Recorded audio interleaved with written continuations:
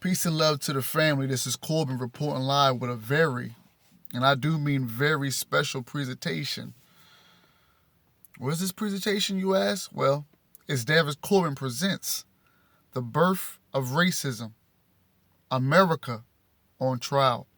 And I thank you for joining me tonight, my elite enlightened ones, the sons and daughters of God, everybody. I thank you for joining me tonight because this is going to be a very special one. The birth of racism, America on trial. I want to dedicate this video to an ancestor, a beautiful, beautiful woman, Dr. Frances Cress Welsing. This video is dedicated to the beautiful sister, Ashe Ashe, Dr. Frances Cress Welsing. Her teachings, her influence will be all throughout this presentation. Just like that. So tonight, I want to focus on what's in the air right now. Let's get right straight to it. There are a lot of people who are not liking the energy that Donald Trump, president at the time, Donald Trump, is giving out. You see the debate he had with Joe Biden, and a lot of people feel that he is giving the, as they call the Proud Boys, as I believe their name is called, the green light to go and do all type of white supremacy, hate crimes. They feel like Donald Trump is giving the Proud Boys or the good old boys the green light to just go ape shit on every non-white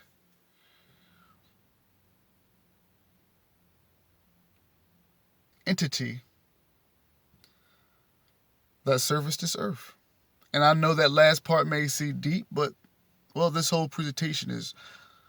This presentation is going to be focusing on the fear of the white race. This presentation will be analyzing the fear of the white race. And for those who are emotionally charged, do understand that this is no racial bashing.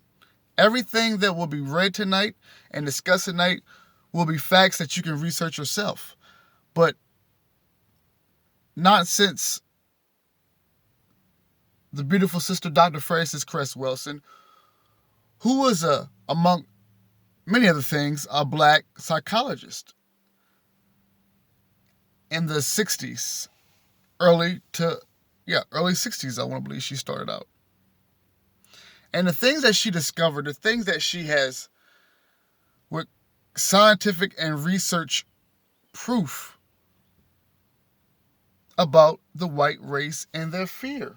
So before I go into the beautiful Dr. Frances Cress Welsing work, we're going to do a reading on an article. And this article about abortion in America. And we're going to see how this relates.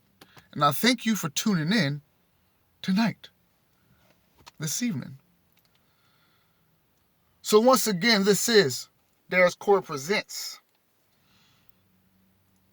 The Birth of Racism, America on Trial. We have seen a lot of years, not just black people have seen, but white people have seen, Asian people, everybody have seen, all across the globe have seen the treatment of black people in America and the fear that comes with it, the constant battle of just equality when there is no sunshine at the end that is labeled equality. Meaning there is no hope at the end of the road for equality. Once you understand how racism and why racism was founded, was created, was thought of. See, we always want to go into bringing equality into everything. Okay, many years of racism, what do we want to do? Okay, we just join together and join hands. We never go and analyze, diagnose, and go deep into what causes racism. We just want to hold hands and just say, you know what, and pass laws and protest and march, but we never do we dissect, analyze, really diagnose racism to the core. We don't do that. And if you think we have done that, then you are surely mistaken. But tonight, we shall do just that. So I'm going to read an article. And I believe this article is from September 28th, 2000. Well, this is 2020. Wow. I thought it was earlier, but here we go. Race Against Time. How White Fear of Genetic Annihilation Fuels Abortion Bans. Race Against Time. How White Fear of Genetic Annihilation Fuels Abortion Bans.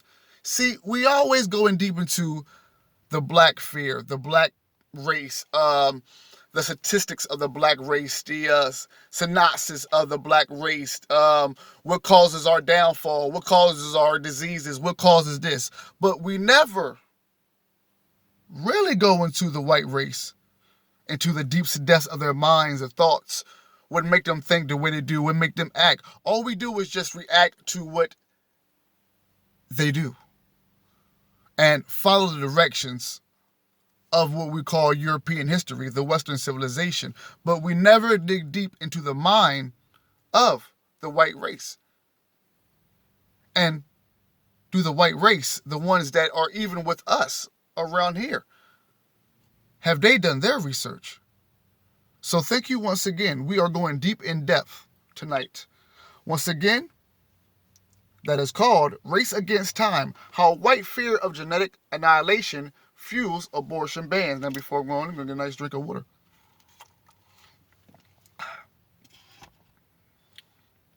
Last year, white people constituted 60% of the U.S. population, down from about 90% in 1950. It's projected that by 2050, they will be the new minority, and people of color will be the majority. A nightmarish prediction to some white people. Now listen to this before we go any further. Listen to what Senator Lindsey Graham, a lot of you have heard of Senator Lindsey Graham. I know I have. This is what Senator Lindsey Graham says in 2012. Now,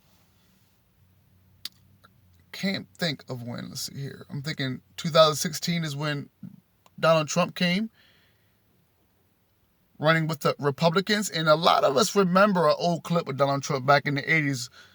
And when they asked him a question about running for president, his answer, and it was that he would run for Republican. If he had a choice to run, he would choose to be a Republican. And he gave the answer why. It was a crazy answer. But think about what we see now from Donald Trump as far as his key audience. His key audience is what? Or what is his key audience known to be? The blue collar.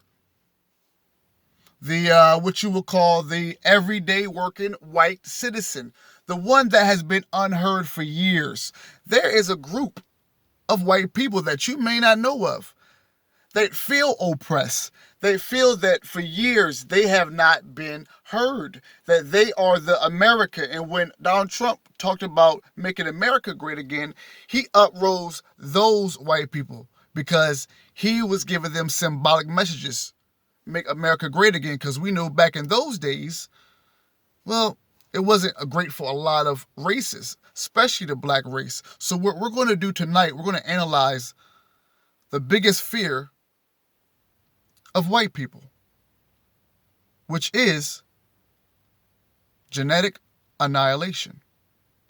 So as we continue to read, Senator Lindsey Graham voiced his concern of a demographic dilution at the 2012 Republican convention when he said, and I quote, the demographic race we're losing badly. Republicans are not generating enough angry white guys to stay in business for the long term. Yes, don't worry, I'll read it again. Senator Lindsey Graham in 2002, I do believe that's before we had Donald Trump in the office, says this, and I quote, the demographic race we are losing badly. Republicans are not generating enough angry white guys to stay in business for the long term. Graham's comments relay what social scientists and anti-racism activists call white extinction anxiety, or fear of white genetic annihilation. See, for some of you, this may be uncomfortable. See, but this is, if everybody want to talk about Black Lives Matter, and you see a lot of people, I see a lot of people on their Facebook, on their Instagram, talk about Black Lives Matter, but they just want to walk around like this is a happy-go-lucky, we're all going to join together and join hands and not discuss what started racism. We're not going to analyze it, and we're not going to go deep. Well, when you're dealing with the Darius Corbin channel, we are esoterically bringing you the hidden truth, no matter how you want to digest it. So this is the fear of the white race, no matter how you want to look, no matter how you may feel at this current moment. And we're going to go further in. So thank you for joining. So in 2012, before Donald Trump knew, by hanging with the presidents, by being around Clinton in the early 90s, by being around Bush and certain people, by hanging around and mingling with them at parties, he knew by listening, maybe even ear hustling, what the people wanted back then. Even after Obama, what the people, what a certain group of white Americans wanted. They wanted their own voice. Senator Graham says this in 2012. The demographic race we are losing badly. Republicans are not generating enough angry white guys to stay in the business for the long term. What type of business you in, brother? Ugh. Graham's comments relay what social scientists and anti-racism activists call white extinction anxiety, or fear of white genetic annihilation. The idea that white people could go the way of the dinosaurs has been dismissed by some as simple pity, of personal circumstance or conspiracy theory. But the covert effects of new laws banning abortion together with old laws promoting mass incarnation of blacks and brown people suggest that this white fear is not just an idea, but the catalyst for public policy. There indeed appears to be a strong correlation between demographic projections, the fear of white genetic annihilation, and the recent wave of abortion bills. Anti-racism activist and diversity trainer Jane Elliott described it as a fear so great that white people, including political leaders, would do anything to see that it doesn't happen. Hyper-pugnant abortion legislation recently passed in Alabama bans the procedure outright except in cases of risk to women's health. And in Georgia, a woman who obtains an abortion will spend the rest of her life in prison. Of 212 lawmakers in Alabama and Georgia whose votes ushered in the most restrictive abortion laws we've seen yet, 211 are white of the 212.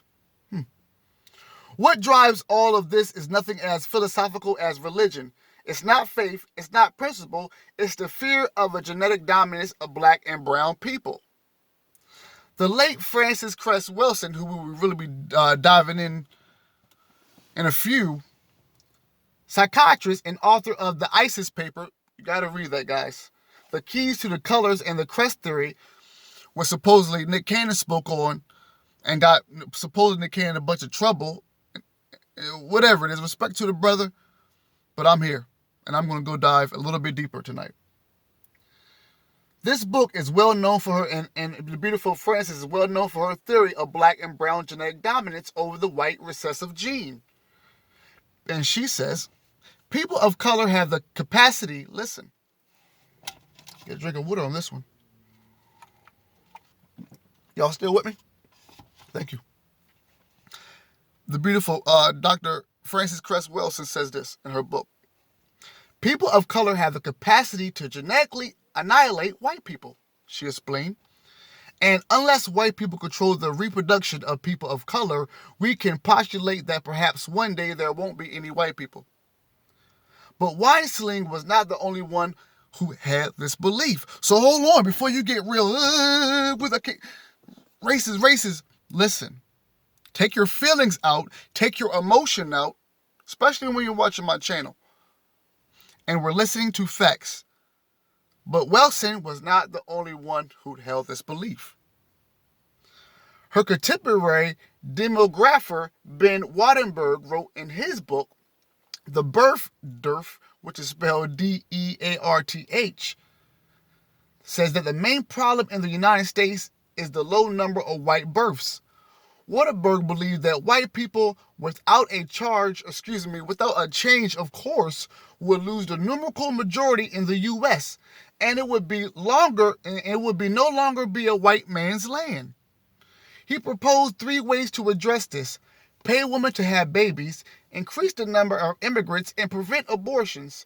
The first two he wrote aren't the answer because they will also increase the numbers of black and brown babies.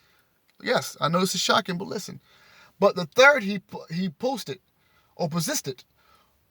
would solve the birth dearth problem because 60% of abortions are performed for white women.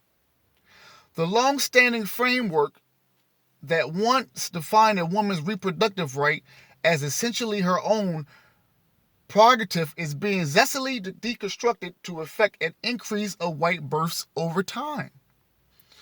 Not unlike the legal maneuverings that effectively made a person property under American chattel slavery, these anti-abortion laws, to variable degrees, take ownership of women's reproductive rights, in essence forcibly breeding white women to produce at higher rates. White patriarchal control over the lives of women, but especially women of color, isn't new, however. Since before the nation was formed, white people have controlled the lives and reproduction of people of color. Since before the nation was formed, white people have controlled the lives and reproduction of people of color. Genocide of indigenous people, we're talking like Native Americans, shout out to our people. Genocide of indigenous people and chattel slavery of Africans and their descendants, a precursor to the criminalization and mass incarceration, of black and brown people are our most prominent examples. And let me read that again. A precursor to the criminalization and mass incarceration of black and brown people are most prominent examples. Under chattel slavery, African women and their daughters were bred as animals for purpose of economic dominance, the financial benefits and dividends of which are still being realized today. In Unrediscovering Slave Breeding in 13th Amendment, jurisprudence author and law professor says, as intricacies of a practice that consisted of sexual domination and reproductive exploitation designed specifically to facilitate economically and psychologically the institution of slavery. And I'm going to finish off with this. The war on drugs and tough on crime laws have also made long-lasting and devastating impacts on black and brown communities, the most significant being the loss of reproductive rights. Now, I'm going to end there on that. I want to go on to the beautiful sister, Dr. Cress Welsing, because she was the only black woman, the only African-American person in her league that was dissecting back in her times when she did the ISIS papers and when she did the work that she did, coming up with this, and they called her crazy. Check out her video she did with Donahue, and she stood so firm, and so strong, and so beautiful. Racism and white supremacy. Why do white people act the way they do? Well, we talked about minority status, the fear of genetic annihilation. Listen, racism is ultimately a total system for white genetics to survival and to permanent white annihilation. So, to put this in layman terms, for many centuries, of course, even before we were born, we have been seeing hangings, we have been seeing lynches, we have been seeing beatings, we have been seeing brothers and sisters shot down, we have been seeing black people murdered decades, centuries with no really explanation. This is an explanation. Racism is ultimately a total system for white genetics to survival and to prevent white annihilation. Well, against who? The black male. Because black people have the greatest genetic potential to produce the black pigment melanin, which gives all skin color. Black males, because black people have the greatest genetic potential to produce the black pigment melanin, which gives all skin color. Since we have the greatest, highest level of genetically determined ability to produce this pigment, that can cause white genetic annihilation. It's only males who can impose sexual intercourse, so the focus consciously and subconsciously has to be on the male and has to be focused on the black male.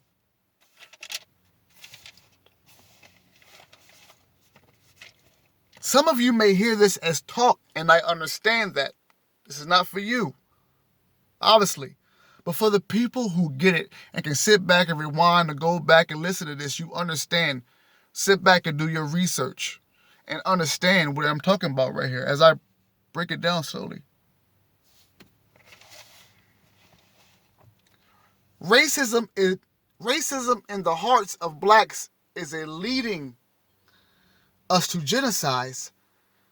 Projections show by the year 2050, white people will no longer make up a majority of the nation's population.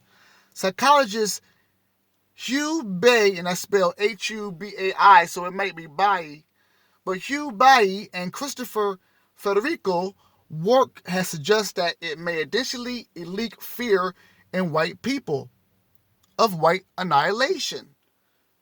In two studies, Bayou and Federico tested how whites' views and behaviors are affected by that fear, and by two others collected symbolic threat, which they describe as worries about the white race losing its unique identity and values as its members assimilate in other cultures and collective existential threat, the fear that the race will eventually cease to exist. So I seen Van Jones, the brother Van Jones, on the news media, social news media, pouring out his heart, talking about, Donald Trump is out here, telling the Proud Boys to stand back and stand by, his worries and, that, he has a daughter and his children hear this. But nobody digs deep into the fact that why, not just African Americans, but the red, the black, the brown, the yellow, why these races seem to be, especially the black race, to seem to be a target for whites. This is all about survival. Dr. Frances Cress Welsing told you about that. She broke it down with billiards, playing pool, how all the balls are scattered out on a pool table. All of them are different colors. And then you have the white ball that hits them all, that knocks them all.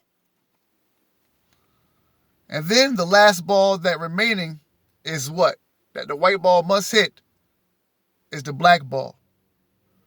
See, this goes, as crazy it may sound to people, it goes consciously and subconsciously into the minds of the white people.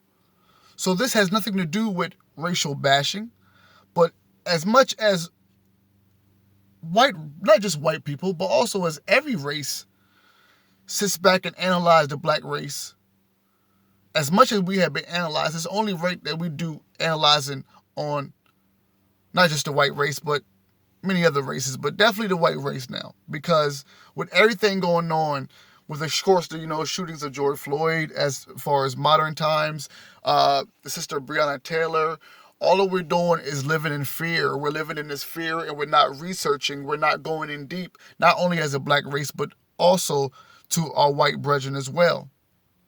Because if we talk about being equal, and if you're really talking about Black Lives Matter, then I need all races to sit back and dig deep into this, to really dissect and analyze the fear of the white race and their fear of annihilation. And since they had this fear for millenniums, we see the work that has been going in process.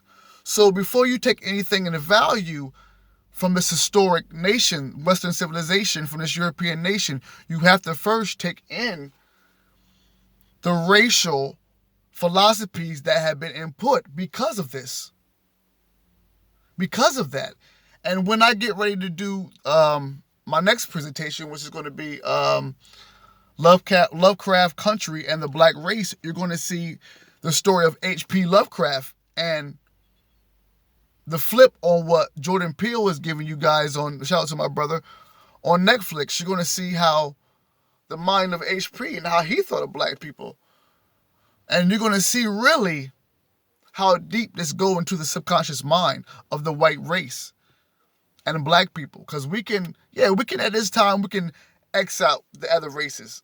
Because we're focused on the white and the black right now. And why there is so much tension since I've been born, before I was born. And why people haven't really accepted people like the beautiful Dr. Frances Cress Wilson. And there's people out there still doing the work, but they're not getting that public shine. So our job on these channels is just to turn it up a notch. Have you researching. Because if you go out there and you have this fear of white people, and if white people go out there and they have this fear of black people, and this fear is still going on, and you're wondering to yourself why, after years and decades, after centuries of all we've been through together as a race, why is this still going on? Then you have to analyze it. You have to break this shit down to, look, this has to go subconsciously, and this has to be consciously and subconscious. This has to go deep into the dreams. Because once you start looking up authors like Richard Cavendish, who work on magic and black magic, the black arts, they talk about the fear of white people back in the day, where they used to have nightmares of black people. The boogeymans and beasts that white people see when they're dreaming, and this has been documented, is of black people.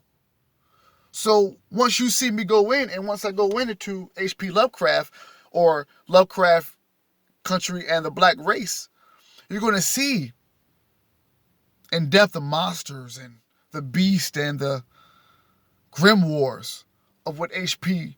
was trying to preserve and trying to project into not only the world that he thought of, but to the world that became U.S. of A. So, I wanted to give another look at my notes. Got a little bit of time. Back to the sister, Dr. Frances Cress Wilson. I'm going to read this once again. Racism and white supremacy. Why do white people act the way they do? Why have they been? The lynchings, Emmett Till,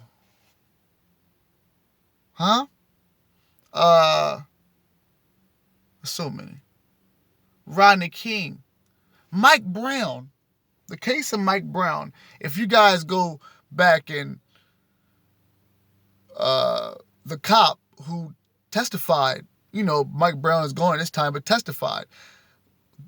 Go back and look at the fear and listen to the fear as he's describing Mike Brown. He's not describing Mike Brown as a human. He's describing Mike Brown as a monster. And I do believe I'm saying it, Brother Mike Brown, right. I want to make sure I'm going to, but yeah, Mike Brown. I want to say Mike Brown. If I have to do correction, we'll do it later on comments. But the fear as he was in that court testifying, he was in fear of his life. So we have to really analyze subconsciously, go deep into the fear of the white race. And once you understand the fear of the white race, then you will see that it is black people. Once you go into the dreams and the nightmares or the nightmares of white people, you will see that it is black people. This has nothing to do with being racist, being biased, or whatever term you want to use. This is all facts. On my channel, I challenge you with a pen and pad to do your research. But I cannot sit here, and I will not sit here at my 35 years of living, especially a lot of things I have dealt with in my years with race and have overcame, and not to research what has been going on, not to give praise and respect to my ancestors like Dr. Fred Krantz Wilson, who did their work. And you can't say this is a black thing because you have her contemporaries like people I gave you in here.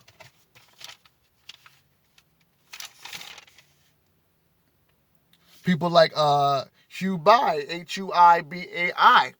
I gave you his name. Christopher Federico. That's Christopher Federico. They said in 2 studies they tested